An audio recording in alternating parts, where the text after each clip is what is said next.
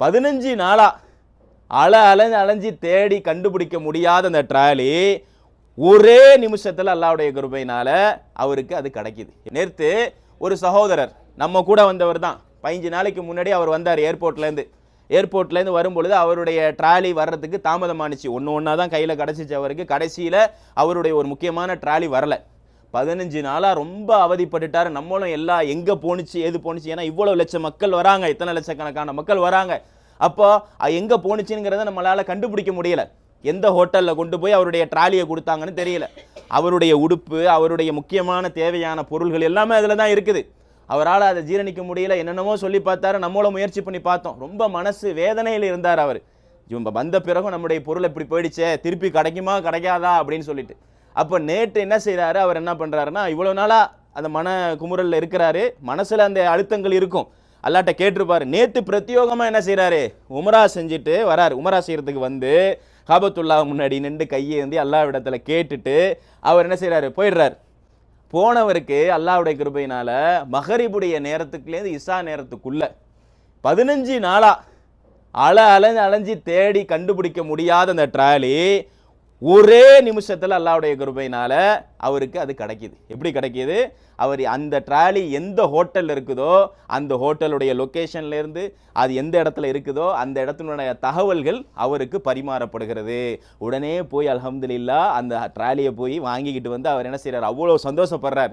சந்தோஷப்பட்டுட்டு தான் இந்த செய்தியே நம்மகிட்ட சொல்கிறார். என்ன சொல்கிறாரு, நான் நேற்று தான் காபத்துல்லாட்ட அல்லாட்ட கையேந்தினேன், என்னுடைய ட்ராலியை காணும், எனக்கு எப்படியாவது மீட்டு கொடு யா அல்லாஹ் அப்படின்னு சொல்லிட்டு அல்லாஹ் ரப்புல் ஆலமீன் என்ன செஞ்சுட்டான், அதை மீட்டு கொடுத்து விட்டான் அப்படின்னு சொல்றார். அப்போ நேரம் பொழுது இருக்கு, நம்ம மனசு நம்ம என்ன நினைப்போம்னா, பதட்டத்தில் நமக்கு சில தேவைகள் இருக்கும், அதை அல்லாஹ்விடத்தில் எப்படி கேட்கணுமோ அந்த முறையை மறந்துவிடுவோம். அதை மறந்ததுக்கு அப்புறம் ஞாபகம் வரும் பொழுது நீங்க கேட்கும் பொழுது அல்லாஹ் என்ன செய்யறான், உடனே அதை கொடுத்து உங்களுடைய பிரச்சனைகள் இருந்து உங்களை என்ன செய்யறான், உங்களை பாதுகாத்து கொள்கிறான். 15 நாளா போராட்டம் இருக்குது. ஆனா என்னைக்கு அவருக்கு அந்த கேட்கணுங்கிற எண்ணம் வந்திருக்கு, நேத்து தான் வந்திருக்கு.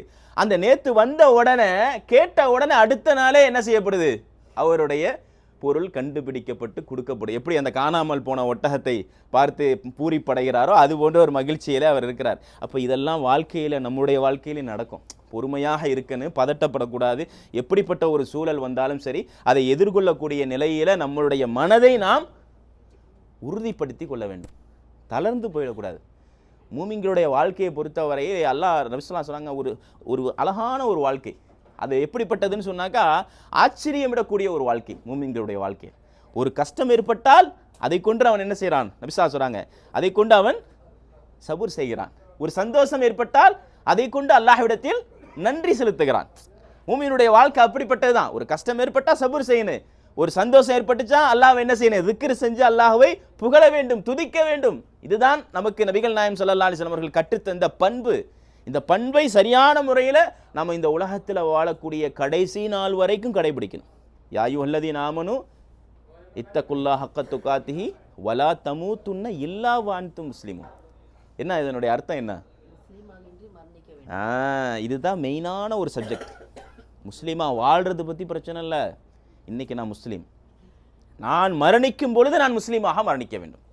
என்னுடைய மரணம் என்னை வந்து அடையும் பொழுது நான் முஸ்லீமாக இருக்கின்றனா, அதுதான் மெயின்.